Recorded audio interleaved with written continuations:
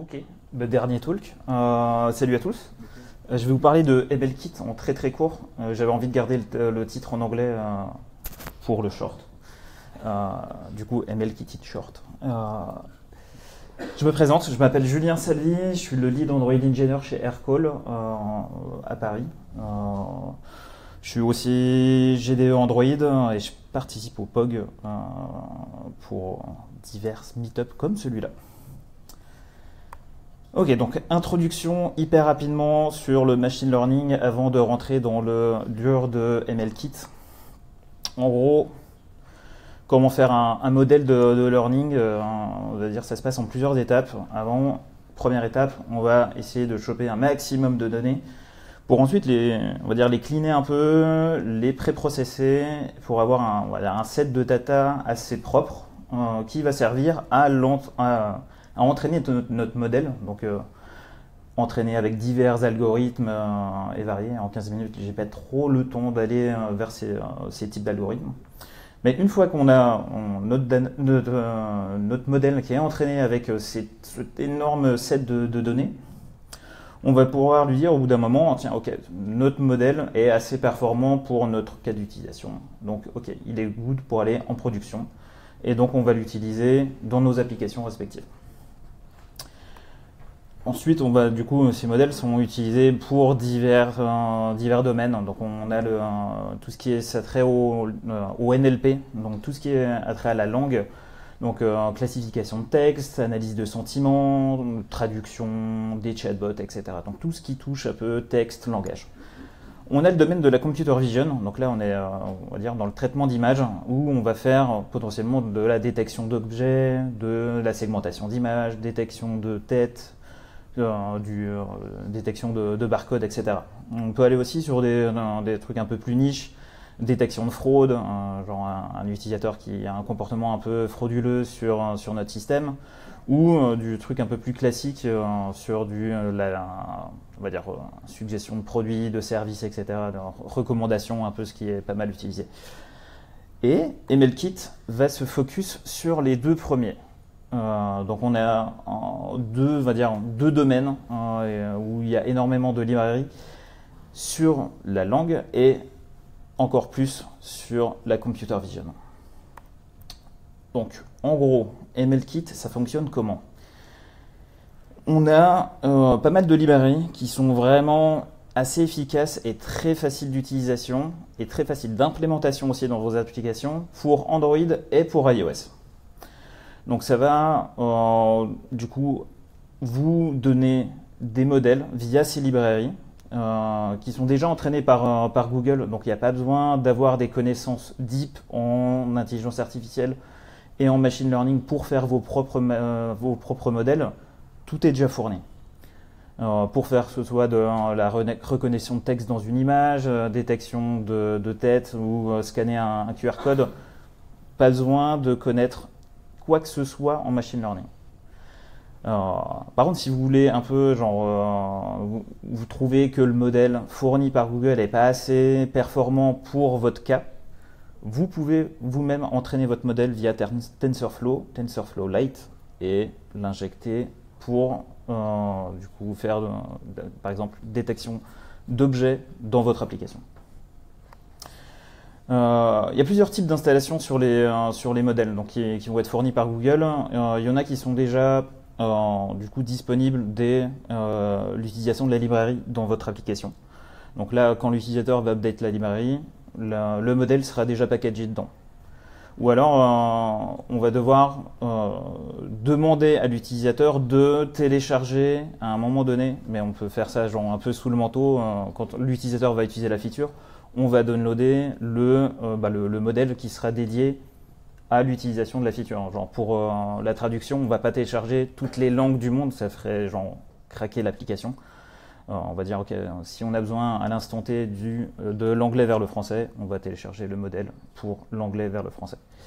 Et si on utilise les Play Services qu'on a sur le device, on peut prendre avantage des Play Services et eux managent directement le téléchargement du modèle. Donc là, on n'augmente pas trop la taille de son application, c'est géré côté Play Services. Et à peu près les modèles vont augmenter votre taille d'application de quelques kilobits à des fois 2 voire 10 mégas. Pour les plus gros modèles de traitement d'image, ça peut avoir un gros impact dans votre app. Donc en gros, avant d'aller sur un peu de code, quelques petits tips globales, genre essayez d'aller sur du Camera X quand vous utilisez un peu de computer vision, traitement d'image. Donc il y a pas mal de stratégies qui sont en place des Camera X pour un peu optimiser du coup le calcul et l'utilisation de MLKit. Ensuite, essayez de processer les images avec une résolution un peu basse, mais pas trop quand même, pour pas perdre en gros tout l'intérêt et les features qu'il y a à l'intérieur de l'image, pour garder quand même on va dire des performances assez correctes dans votre application. Des images à trop grosse résolution vont prendre énormément de temps à être processées, donc ça va ralentir un peu le device et frustrer l'utilisateur. Et si vous voulez faire du temps réel, surtout avec du coup Camera X, essayez d'attendre les résultats de Camera X avant de faire le rendering dans la surface. Ça, c'est des tips un peu généraux. Donc en gros, qu'est-ce que MLKit Vision nous donne pour faire plein d'applications avec de l'AML? Donc il y a une chier d'applications, d'une chier de librairie. Il y a de la reconnaissance de texte, de visage. On peut mapper en 3D un visage qui est encore en bêta avec le Face Match Detection. On peut labelliser des objets dans une image. Il y en a plein, barcode scanning. Et le dernier venu, qui a été réalisé ce mois-ci ou en février, c'est le document scanning. Donc on peut je ferai une petite démo après, il y a quasiment quelques lignes de code, scanner un document via son application, ce qui est assez pratique. Et donc, je vais me focus en fait juste sur deux librairies, la Text Recognition, pour vous donner une idée de comment marche à peu près toutes les libs de MLKit Vision. Et le dernier petit venu, Document Scanner, parce que j'ai un peu poncé pour une feature qu'on va bientôt mettre en prod chez Aircall. Donc je vais vous montrer comment on l'a mis en place dans notre app. Du coup, on est sur de la vision, donc on va traiter des images.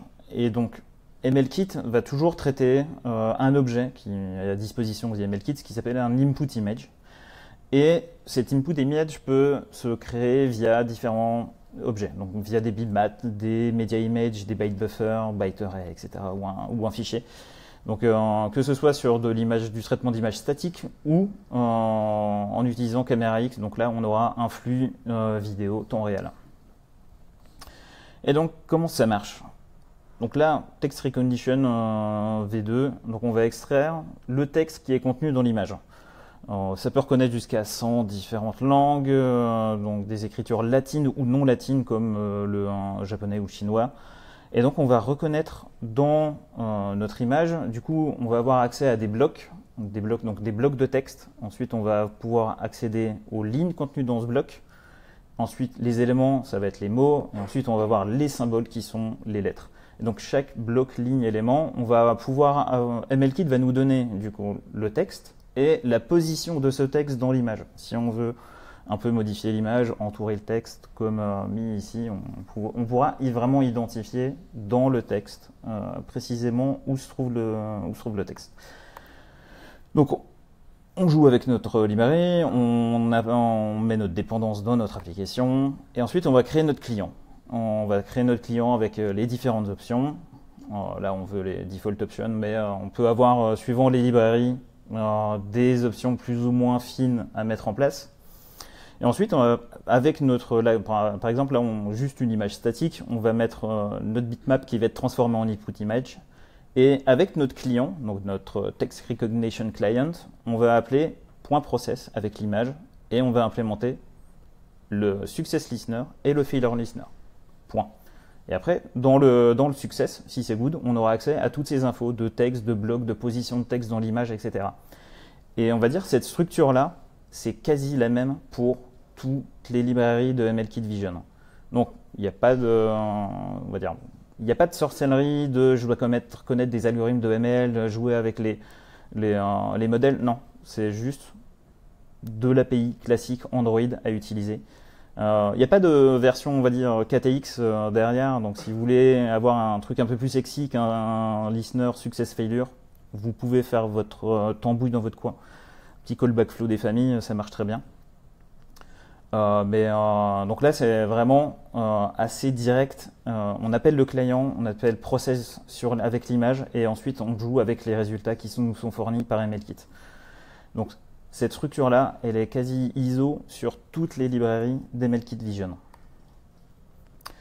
Et le dernier petit venu de Document Scanner, qui est sorti en bêta le mois dernier, donc va nous permettre de scanner des documents via votre application. Et du coup, ces documents vont être scannés, vont être convertis soit en PDF, soit en JPEG, à vous de choisir. Et en fait, il n'y a pas besoin de demander quoi que ce soit, pas de permission à demander à l'utilisateur. Toute la UI et tout le côté scanning va être géré par les Play Services. Donc vraiment, toute la UI là est gérée par les Play Services, on n'a pas à s'en soucier. Et vraiment, l'effort d'intégration est super simple. On va, pareil, définir nos options. On va dire, ok, je veux pouvoir scanner un document avec max de pages, avoir du coup les deux formats, JPEG et PDF. Ok, voir le full mode scanner, genre avec toutes les options, Jean Talus, etc. On définit les options, on injecte ça dans le client, et après, c'est juste on va dire un intent qu'on va lancer. On va lancer l'intent pour ouvrir du coup cette page qui va être gérée par les Play Services, scanner notre document, et ensuite, quand on aura notre résultat, si c'est good, on pourra avoir du coup nos pages qui seront soit en PDF, soit en JPEG. Pas plus, pas moins. Ok, donc là, maintenant qu'on a vu un petit aperçu de ce que donne le MLKit côté Vision, on va voir ce que ça donne côté un peu Natural Language. Donc là, il y a 4 librairies qui est fournies, donc qui permettent d'identifier la langue d'un texte, de permettre la traduction. Il propose aussi un système de Smart Reply. On peut fournir une conversation du coup à cette librairie de MLKit et qui va fournir, en fonction de cette conversation entre deux personnes, des potentielles réponses par rapport à la conversation qui a été donnée. Ça marche plus sur des conversations un peu genre entre potes, c'est pas trop orienté business. En faisant un POC, du coup là c'est un POC qu'on a fait chez Aircall il y a un petit moment, on s'est rendu compte que c'était pas très orienté business d'avoir des réponses genre OK ou avec un smiley ou genre c'est cool. Du coup on s'est dit ouais, on va peut-être pas trop l'utiliser. Et Entity Extraction qui est assez sympa. Ça nous permet quand on lui donne un texte en entrée, il va permettre de détecter dans ce texte-là s'il y a des adresses email, des numéros de téléphone, des adresses, des numéros de booking, etc. Donc pas mal d'entités qui sont contenues dans ce texte, qui pourront être localisées et extraites ensuite pour implémenter par exemple localiser un numéro de téléphone dans notre texte et avoir un call to action dessus pour ouvrir ensuite notre page d'in-call. Ça peut être un cas d'utilisation. Et donc, comment on a préparé notre petit POC? Donc là, c'est dans notre feature de MMS, SMS MMS. Donc on a du texte, on s'est dit, tiens, on pourrait peut-être faire une traduction à la Airbnb, genre si on reçoit un SMS où on ne parle pas la langue, on aimerait bien le traduire dans notre langue. Et on a fait un petit POC là-dessus. Donc on a utilisé le Language Identification qui permet de trouver à peu près une centaine de langages. Et au final, c'est assez simple d'utilisation. Donc là, on va pouvoir utiliser soit la version qui est bundle directement dans votre app, ou on laisse gérer les Play Services pour le modèle. Et si on laisse gérer les Play Services, il ne faut pas oublier d'avoir dans son manifeste une petite annotation metadata pour dire quel modèle je veux inclure et lier dans mon application. Donc avec ça, on va, comme d'hab, appeler notre client, passer quelques options. Ici, on a un seuil de confiance pour dire, ok, là, je veux toutes les langues qui sont identifiées comme étant genre sûres à plus de 40% cette langue. Genre, ok, ça c'est si le système trouve, ok, ça c'est du français à 80%, ok, je prends. Et c'est, je suis à 20% sûr que c'est de l'albanais. Ouais, donc du coup, je vais pas utiliser comme cette langue étant de l'albanais. Donc, une fois qu'on a trouvé notre langue, pareil, du home success on failure, on a notre code langage. On prend le code langue avec notre seuil de confiance le plus élevé. Et avec ce tag-là, on va pouvoir télécharger à la demande du coup la traduction de la langue de l'utilisateur, enfin non, de la langue qui a été identifiée vers la langue de l'utilisateur. Par exemple, anglais vers français. Donc là, on va télécharger à la demande le modèle. Donc quand il est téléchargé, on va pouvoir ensuite dire à notre translation client de passer quelques options pour dire ok, je veux anglais vers français, passer le texte, appeler .translate dessus, et ensuite on a notre texte qui est traduit dans la langue voulue. Et du coup, toutes ces opérations de machine learning sont faites on-device. Donc il n'y a pas besoin d'appel réseau, à part pour des fois, dans certains cas, télécharger le modèle. C'est tout. Sinon, tout se passe sur la machine. Et du coup, je vais vous montrer un peu ce que ça donne sur Android Studio, et avec quelques démos. Hop. Donc là, je vais mettre mon appareil dessus. Ok. Tac. Ok, donc là j'ai l'application d'Aircall qui est lancée et je vais vous montrer un peu le document scanner. En gros, c'est assez simple. Je clique, il est lancé. Et là, automatiquement, ça va scanner, on va dire, genre, hop. C'est flou parce que j'ai du gras de doigt derrière. Mais c'est pas grave. Donc en gros, là, la page a été scannée. On peut filtrer, nettoyer, réessayer, peu importe, toutes les configurations qu'on aura mis en place. Et si c'est good, ok, bah, je clique ok. Mon PDF est créé. Je vais pouvoir l'envoyer, genre hello, et ça part. Donc là, c'est vraiment hyper simple d'utilisation, d'implémentation pour le scan de documents. Donc là, si on a je sais pas, une note à envoyer à ses boss ou etc., on peut la scanner, la cleaner et l'envoyer et ce sera fait nickel. Autre feature assez sympa sur MLKit, c'est non pas le Smart Reply, mais par contre la ink recognition, en gros, qui va permettre de reconnaître de l'écriture du coup faite à la main. Donc en anglais, on peut marquer genre hop, hello, recognize, et il va dire ok, j'ai bien reconnu hello. Et on peut aussi, ils fournissent de la reconnaissance d'emoji. Donc on peut dire ok, là c'est un visage. Il va reconnaître un visage qui sourit, théoriquement. Ou alors, il peut reconnaître des trucs un peu plus élaborés, genre une maison. C'est une maison. Et le modèle reconnaît que c'est une maison. Ou des trucs, même si on est très mauvais au dessin, genre ça. Ça. Hop, hop, tac, tac. Ce qui est censé être une vache. Et le modèle reconnaît très bien que c'est une vache. Donc même si on est pourri en dessin, c'est assez puissant derrière. Et donc après, il y a toute une suite aussi on va dire de librairies, point de vue vision.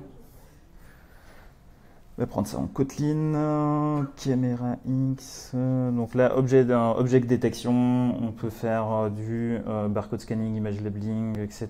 Donc on peut faire du selfie segmentation. Par exemple, là, on va prendre ce qui est au premier plan pour, par exemple, implémenter un fond vert, etc. Donc il y a plein de cas d'usage qui peuvent être utilisés avec les modèles qui sont fournis par MLKit. Et voilà, genre si vous avez envie d'avoir un peu plus de culture sur du machine learning, il y a quelques ressources ici. Et toute la doc MLKit est très bien fournie sur que ce soit la documentation pour l'implémenter dans son application. Il y a des Code Labs à dispo sur les Code Labs de Google et pas mal de samples aussi open source qui sont mis à dispo par Google. Voilà, c'était rapide, mais j'espère que ça va vous donner envie de faire des petits POC avec MLKit. Merci.